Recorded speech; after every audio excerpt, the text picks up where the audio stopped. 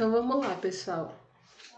Hoje a gente vai estar revisando, né, aí essa questão dos assuntos da semana passada. A gente já fez um pouco da revisão ontem e hoje a gente vai estar continuando, tá bom? Vamos falar um pouquinho sobre as normas técnicas e funcionamento, monitoramento dos equipamentos e materiais específicos.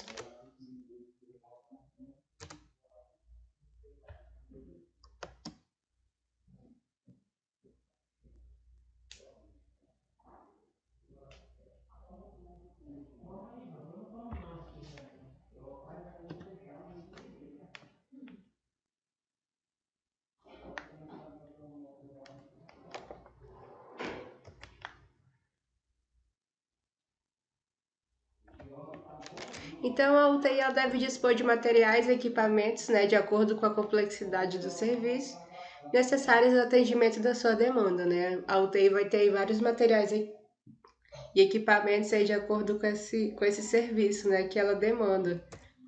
Os materiais e equipamentos utilizados nacionais ou importados devem estar regularizados junto à Anvisa, de acordo com a legislação vigente. Devem ser mantidas na unidade instruções escritas referentes à utilização dos equipamentos e materiais que podem ser substituídas ou complementadas por manuais do fabricante em língua portuguesa. Quando houver a terceirização de fornecimento de equipamentos médicos hospitalares, deve ser estabelecido um contrato formal entre o hospital e a empresa contratante, né? Aí, quando tiver essa terceirização do fornecimento de equipamento, a empresa, juntamente com o hospital, vão estar fazendo aí um contrato. Os materiais e equipamentos devem estar íntegros, limpos e prontos para uso. E devem ser realizadas manutenções preventivas e corretivas nos equipamentos em uso e em reserva operacional, de acordo com a periodicidade estabelecida pelo fabricante ou pelo serviço de engenharia clínica da instituição. E aqui devem ser mantidas, né, as cópias na unidade do calendário das manutenções preventivas e o registro das manutenções realizadas. Vai ser tudo aí anotado. Isso aqui, né, basicamente a mesma coisa, são os deveres que a equipe da UTI tem, que é manter essas instruções que eu acabei de falar, né, manter instruções escritas referentes a equipamentos e materiais que podem ser substituídos ou complementados aí por manuais do fabricante da língua portuguesa. A gente vai estar assegurando também, né, o estado de integridade do equipamento, é nossa responsabilidade. A gente vai estar monitorando, né, o registro da realização, como eu falei, das manutenções preventivas e corretivas, manter os equipamentos de reserva em condição de uso. E aqui esses são os equipamentos, né, pessoal? Como eu falei para vocês, não tem como colocar tudo no slide, porque é muita coisa. Mas aí estão alguns, né, mais a título de informação. Cama de ajuste, a gente tem o bercinho, né, ali para UTI neonatal, para UTI pediátrica. A gente vai ter os berços com ajuste de posição, a incubadora, então algo aí já bem conhecido por vocês. A gente vai ter o equipamento para monitoração cardíaca, né, o eletrocardiograma. Não serve apenas para isso, vai servir também para aferir a pressão arterial do paciente. O equipamento de oximetria de pulso, aquele equipamento que eu falei para vocês, né, para monitoração de pressão invasiva. Aqui é colocado um acesso no paciente, né, um acesso venoso, e aí esse equipamento vai estar aferindo de uma forma mais precisa a pressão arterial desse paciente, tá bom? Aquilo que o esfigmomanômetro pode errar, esse aparelho não vai errar. Aqui a pressão arterial do paciente tem um resultado bem fidedigno. A gente tem o ventilador pulmonar mecânico microprocessado, né? E bem falado, bem visto, devido ao coronavírus. Termômetro, capnógrafo, que vai estar avaliando ali a questão do dióxido de carbono do paciente, tá bom? As curvas de dióxido de carbono. A gente vai ter, pessoal, material de emergência para reanimação, né? Que é o famoso carrinho de emergência. Eu coloquei aqui a questão, né, da responsabilidade do técnico de enfermagem, tá bom, pessoal? Que aqui a responsabilidade do técnico vai ser a limpeza do carrinho de emergência e do aparelho desfibrilador. Essa limpeza vai ser diária e é de responsabilidade do técnico de enfermagem, tá bom? O técnico pode estar verificando os medicamentos, equipamentos, os materiais que tem aqui dentro? Pode, mas desde que sob a supervisão do enfermeiro, tá bom? Ele não pode estar fazendo as outras coisas aí sozinho, né? Checklist também das coisas que tem aí dentro desse carrinho de emergência. Ele pode estar fazendo isso, mas sob a supervisão do enfermeiro, ali com o auxílio do enfermeiro, tá bom? Mas aí sozinhos vocês podem estar fazendo essa limpeza do carrinho de emergência, do aparelho desfibrilador, todos os dias, tá bom? Bem tranquilo. Aqui a gente tem o aparelho desfibrilador, né, em si. Já expliquei para vocês. Nós temos também o aspirador a vácuo portátil, vocês também já conhecem isso. O eletrocardiógrafo portátil, né, que o médico vai estar analisando a frequência cardíaca, entre outras coisas relacionadas a essa questão do coração, tá bom? O negatoscópio, né, que vai estar fazendo aí a leitura do raio-x. Bem bacana esse aparelho, ele quando o paciente precisar, vai estar lá disponível na UTI para uso do paciente, né? Para leitura do raio-x do paciente, na verdade. A gente tem aqui o oftalmoscópio e o otoscópio, né? O oftalmoscópio vai ser para o uso dos olhos e o otoscópio para o uso dos ouvidos, né? Aí o médico vai estar fazendo a análise dos olhos e do ouvido do paciente com esses aparelhos. Que a gente tem equipamento para aferição de glicemia capilar, material de intubação traqueal, material para diálise, né, pessoal? Quem tiver a oportunidade aí de passar em uma aula que tem diálise. A gente vai ter também material para drenagem torácica, sistema fechado, expliquei para vocês na última aula, tá bom?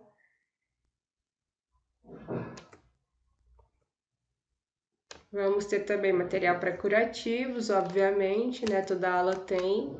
Material para acesso venoso profundo também.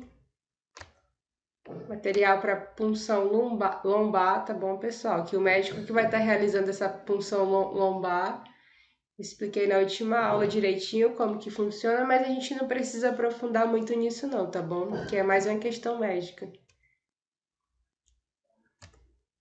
Vai ter também algo um pouco parecido aí, né, que é o material de drenagem licórica em sistema fechado. O mesmo líquido que passa aqui na medula espinhal, na coluna vertebral do paciente, vai estar passando aqui na cavidade intracraniana, né? Então esse líquido ele pode, com o tempo, alguma infecção pode atingir esse líquido e aí o paciente pode acabar, né, no caso aí de meningite, internado na UTI. E aí ele vai estar realizando esse processo aí, esse procedimento dessa drenagem do líquor, drenagem licórica, que é o líquido cefalorraquidiano. Material para cateterismo vesical, tá bom? Esse aqui é o enfermeiro que vai estar passando, né, a sonda de alívio para o paciente. Material para traqueostomia. E a gente vai ter o foco cirúrgico portátil, tá bom, pessoal? Como eu falei na última aula, esse foco cirúrgico ele é algo mais exclusivo para o centro cirúrgico, né? Só que às vezes o médico precisa realizar uma intervenção ali de imediato, uma intervenção rápida para salvar a vida do paciente ali na UTI mesmo.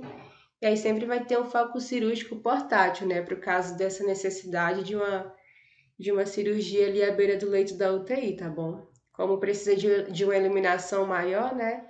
Ele vai estar sempre ali disponível na UTI. A gente vai ter geladeira, né? Exclusiva para guarda de medicamentos. Isso aqui todo o setor hospitalar vai ter. E aqui a gente finaliza essa parte, tá bom, pessoal?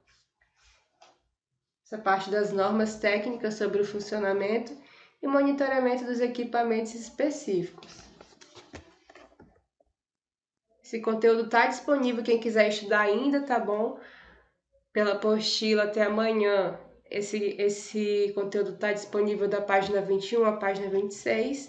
E aí vocês complementam esse estudo da apostila com o artigo 50 ao artigo 71 da resolução, tá bom?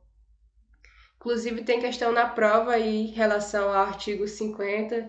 Estudem do artigo 50 ao artigo 55, tá bom?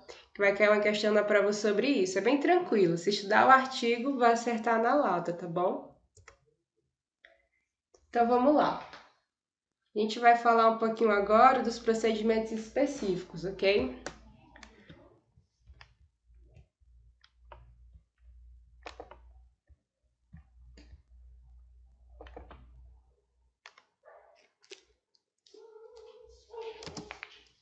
Então vamos lá. A gente tem, né, alguns procedimentos específicos dentro da UTI, como todo setor, e o processo de cuidado técnico de enfermagem abrange a assistência no âmbito da higiene, do conforto, da segurança do paciente, né, em situações de cuidado crítico. Essas ações necessitam ter uma atenção e destreza nas ações planejadas, com o objetivo de evitar agravar o paciente. Assim, torna-se importante rever alguns conceitos, né, pessoal? E procedimentos que serão desenvolvidos na assistência direta ao paciente em cuidados críticos, né? Então, vamos lá começar com aquilo que você já conhece, né? A gente está dando a revisada, a gente dá essa passeada aqui pelo assunto. A gente tem o banho no leito, né, pessoal? O banho no leito é a higienização total ou parcial do corpo, que é executada pela equipe de enfermagem, pacientes acamados e impossibilitados de saírem do leito, tá bom? Aí aqui a gente tem a higiene oral, né? A higiene oral é a limpeza da cavidade oral, cavidade, né? Oral é a boca, ou seja, dentes, gengiva, língua, e é realizada a fim de evitar infecções bucais, cardíacas, digestivas e respiratórias. Por isso é tão importante realizar essa higiene oral, tá bom, pessoal? Porque podem acontecer aí essas infecções que podem agravar o quadro do paciente, né? Infecção cardíaca, infecção digestiva e respiratória. Então, isso pode complicar e muito o quadro do paciente se essa higienização oral não for feita. É importante que a higiene oral do paciente inconsciente seja feita pelo menos de 4 em 4 horas, né, pessoal? Aí o paciente que está inconsciente, ele tem que ter pelo menos uma higienização oral de 4 em 4 horas. Esse é o certo.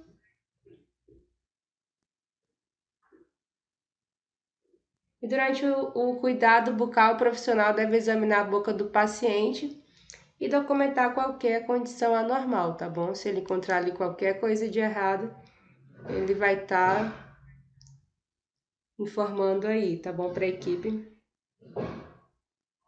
A gente tem a lavagem dos cabelos, né? Nada muito difícil. É uma técnica que tem por finalidade manter a limpeza e a integridade do couro cabeludo, né? Então é importante também. Vai estimular a sensação e o conforto, sensação de conforto e autoestima. Vai estar aí englobando essa parte da lavagem do couro cabeludo do paciente, tá bom? Cabelo. E a gente termina a higiene corporal com a higiene íntima, né? Que é a lavagem da região genital e perianal, que proporciona conforto e previne infecções, principalmente isso, né? Vai estar prevenindo infecções e auxiliar o tratamento de infecções.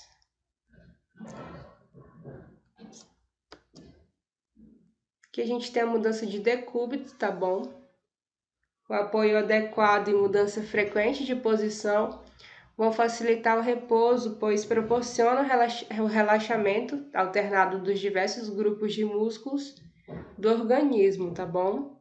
Vai estar prevenido as úlceras por pressão, que aparecem devido à compressão e à maceração dos tecidos moles, que estão presentes aí nas saliências ósseas, tá bom, pessoal? E aí, para manter esse alinhamento, o alinhamento correto e diminuir a fadiga muscular, são necessárias camas e colchões adequados, além de almofadas, travesseiros, suporte para os pés, tá bom? Tudo aquilo que pode estar ajudando aí nesse decúbito melhorado, né, do paciente.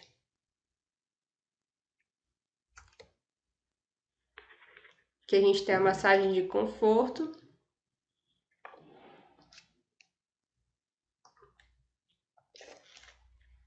A massagem de conforto deve ser realizada durante o banho ou durante a mudança de decúbito, tá bom?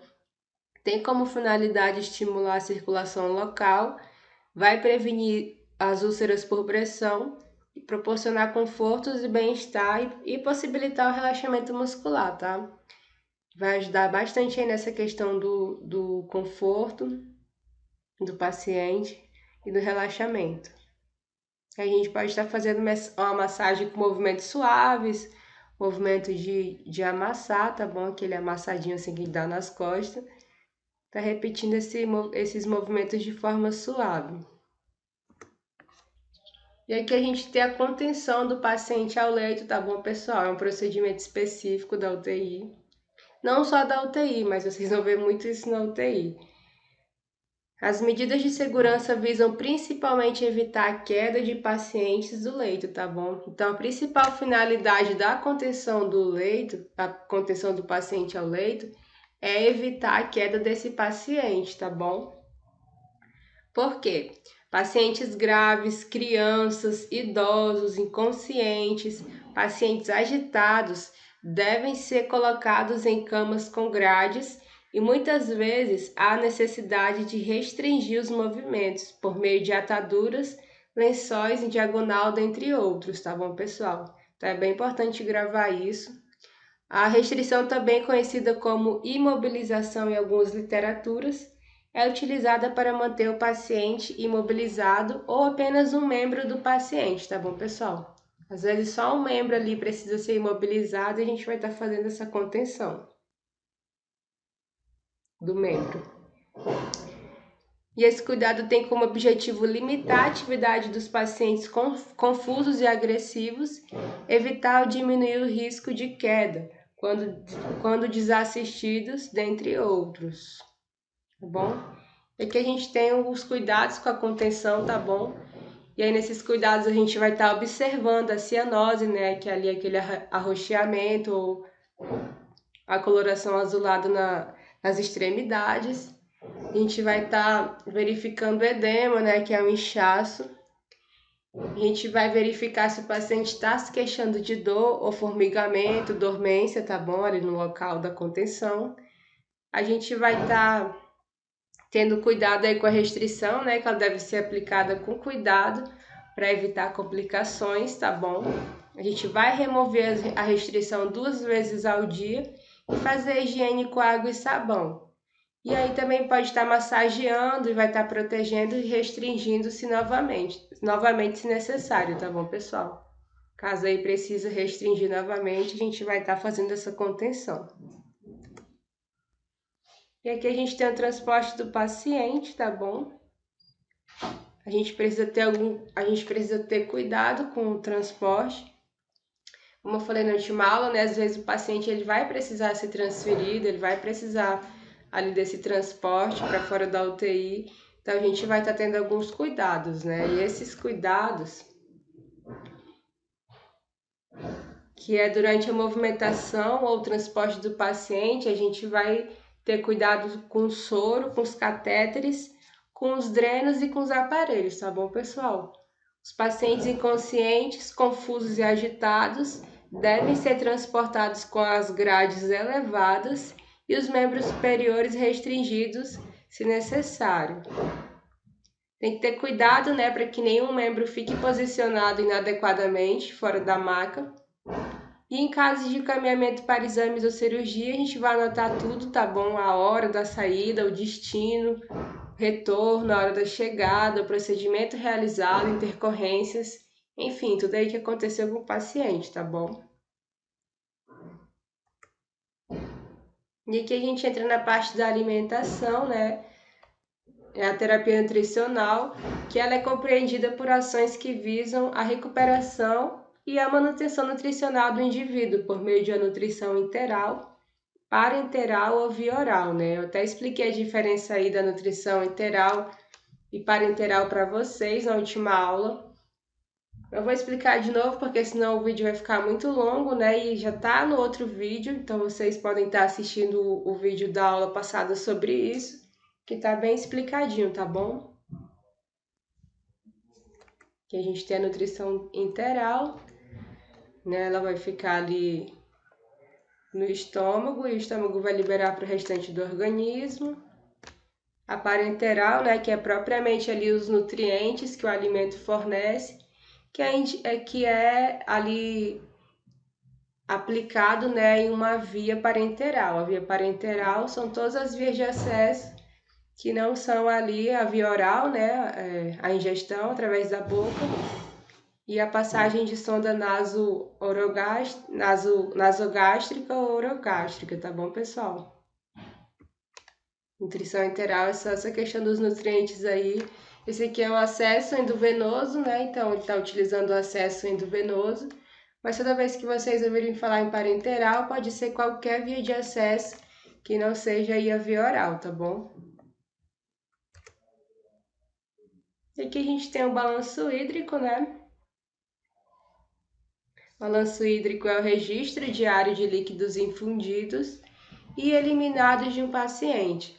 Esse registro é realizado em papel padronizado que possui espaço também para sinais vitais, pressão venosa central, entre outros, né? Então, o balanço hídrico, todos os dias a gente vai pegar a folhinha do balanço hídrico, né? Isso é principalmente com o enfermeiro. Vocês podem estar auxiliando aí e a gente vai estar fazendo essa quantificação aí do líquido que o paciente ingeriu e do tanto de líquido que o paciente eliminou, tá bom? Todos os dias isso daqui é feito, é um papel padronizado. Como eu falei na última aula, tem a foto desse papel na apostila, tá bom? Por isso que eu não coloquei aqui.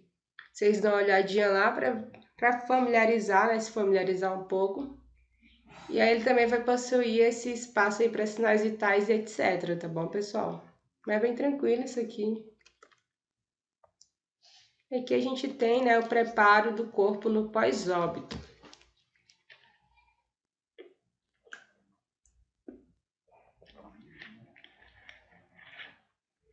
Como função prática, constatar o óbito é responsabilidade da equipe médica, né? O médico que vai estar ali constatando, dando atestado de óbito para o paciente que acabou de falecer. No entanto, todo o cuidado a ser prestado no pós-óbito é função da equipe de enfermagem, tá bom, pessoal? Esse cuidado aí do pós-óbito, responsabilidade da equipe de enfermagem. Segundo o artigo 19 do Código de Ética, né, dos profissionais de enfermagem, os profissionais têm o dever de respeitar o pudor, a privacidade e a intimidade do ser humano em todo o seu ciclo vital, inclusive nas situações de morte e pós-morte. Uma vez que é identificada a proximidade com a fase final de vida, os pacientes devem ser mantidos em quartos individuais, onde familiares orientados sobre o processo possam ficar próximos.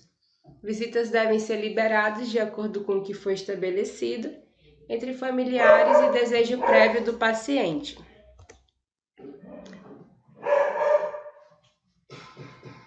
O ambiente deve ser calmo, com pouco trânsito de pessoas, e as intervenções devem ser minimamente invasivas, com o objetivo de manter o paciente confortável até o momento da partida. E aqui é o procedimento em si, né, pessoal? É aquilo que a gente vai estar fazendo ali com o corpo. A gente vai estar reunindo material próximo ao paciente. A gente vai utilizar os equipamentos de proteção individual. Vai estar seguindo aí o protocolo institucional, né? Isso pode estar mudando de hospital para hospital, que é para a questão do tamponamento, oclusão de orifícios, drenagem de fluidos. Após isso, a gente vai retirar os dispositivos e catéteres, vai realizar curativos, se necessários.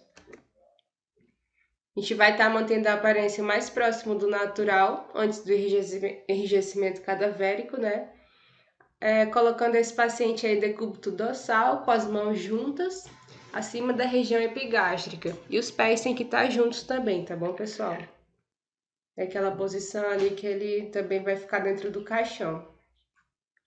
Vai identificar o corpo, né, de acordo com o padrão da instituição. Cada instituição também pode ter um padrão diferente uma da outra. E por fim, vai estar cobrindo, né, com a proteção padrão da instituição, né? Por exemplo, um lençol. Nem sempre vai ser lençol, pode ter outra coisa para cobrir, vai de instituição para instituição. E aí vai estar levando o paciente até o lugar de destino, tá bom? E desde que possível, evitar o encaminhamento na frente dos familiares. Isso que é muito importante, tá bom?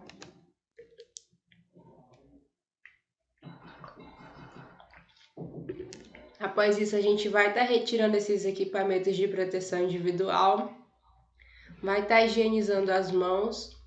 Os materiais devem ser descartados ou encaminhados ao expurgo. Aquilo que é para ser descartado vai ser descartado, a gente descarta. E o que ainda dá para reutilizar vai para o expurgo, tá bom, pessoal? E os pertences do paciente devem ser reunidos e entregues ao familiar responsável. E aqui a gente finaliza essa parte. Conteúdo mais completo, né, tá ali disponível na página 26 até a página 51 da apostila. Eu coloquei 2 questões na prova, se eu não me engano, aqui desse assunto, tá bom? Vocês podem estar estudando aí. Não são questões difíceis. Eu falei se eu não me engano, as questões da prova em relação a isso, tem uma falando do transporte do paciente, tá bom? E a outra, se eu não me engano, é sobre a contenção do paciente, tá bom, pessoal? Então vocês vão estudar aí mais com calma nesses dois procedimentos que vai estar caindo questão na prova sobre isso. Aí agora a gente vai aqui para os exames, tá bom? Foi a aula de ontem, né? Mas a gente vai estar revisando. Bem tranquilo também, uma aula curtinha. São os exames comumente realizados dentro da UTI.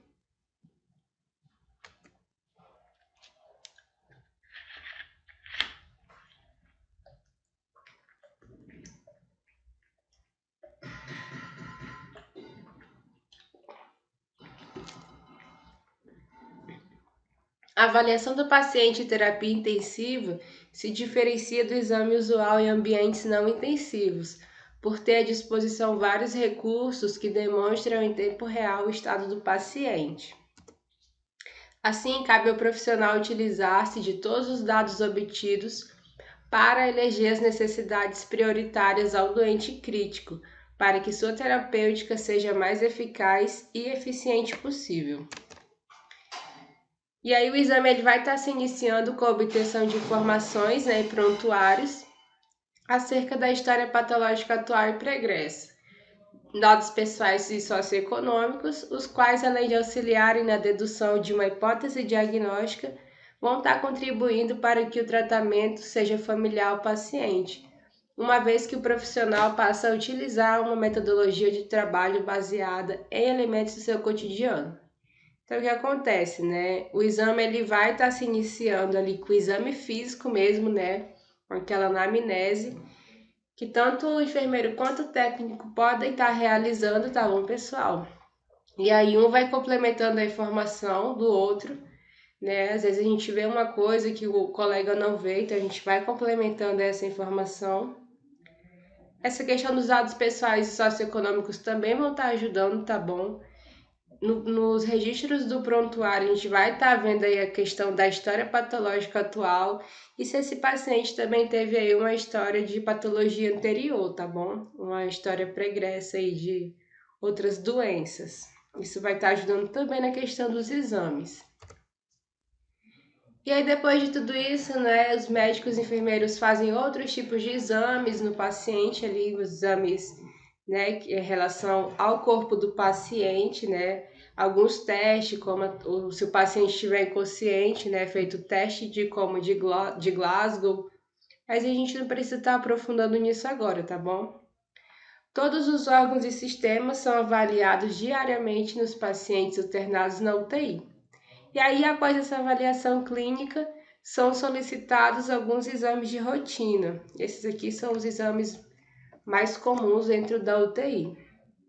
A gente tem os exames hematológicos, que através da punção venosa coleta-se uma pequena amostra de sangue para avaliação no laboratório central dos principais eletrólitos, enzimas e metabólitos do organismo. A função renal é medida indiretamente através da dosagem da ureia e da creatinina, dando ao médico informação valiosa em relação à integridade renal. Então, o que acontece aqui?